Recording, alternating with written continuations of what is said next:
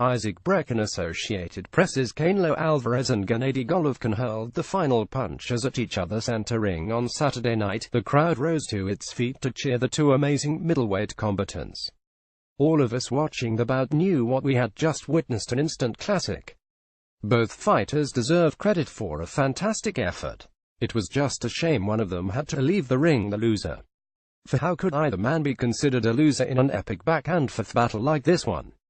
John Locker, Associated Press. Bit after the judges rendered the verdicts, boos were hurled down upon the fighters, especially one of them, in a sign of disdain for outlying Judge Adelaide Bird's 118,110 card for Alvarez. What fight had she been watching? Judge Dave Moretti's ruling of 115,113 for Golovkin and Dontrella's 114,114 card both told the same story. The fight was close. Either man could have edged out a razor-thin decision. While it seems from taking a cursory glance around social media that a slight majority of people watching the fight favored Golovkin, Alvarez fought well enough to earn the victory too. It isn't his fault Bird burdened him with such a lopsided decision. So what happened with Bird's card anyway, and did her heavy favoring of Alvarez in every close round on her card ruin the whole night? Nisi Icasino at Nisi. Icasino are the scorecards of Canelo Alvarez vs. Gennady Golovkin. Canelog https://t.coevdx L20179170930046. Here's the thing about Bird's scorecard, it might not be that bad. You see, boxing judges score one-sided rounds and close rounds the exact same unless there is a knockdown. 109. There were no knockdowns in this fight. Pretty much every round was debatable. Every second of Alvarez vs. Golovkin was hotly contested, and from where Bird was sitting compared to the other two judges, perhaps it did appear Alvarez edged out all those close rounds by a whisker or two. How could anyone but her know? And the difference between her card and the other cards is only a handful of close calls here and there. Had Bird seen Alvarez edge out close rounds only half the time she had on her official card, her tally would have been closer to the other two scorecards and boos would have likely been cheers.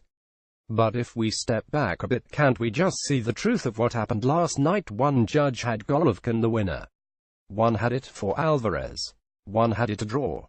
That's the fight I saw. Alvarez came out of the gate fast. His work in the first 3 rounds should have given him an early lead.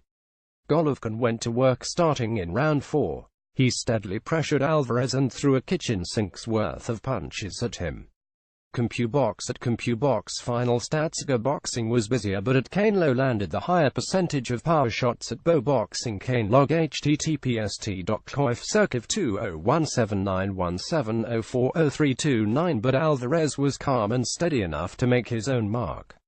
While Golovkin's volume of punches was spectacular, Alvarez was the fighter landing the cleaner blows.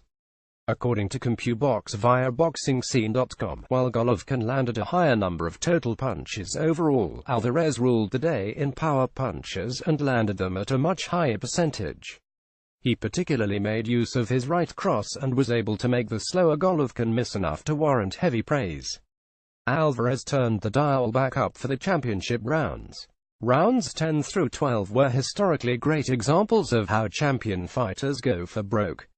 The judges might not have gotten every single round scored correctly, but they rendered an overall verdict that reflected the pitch of the bout.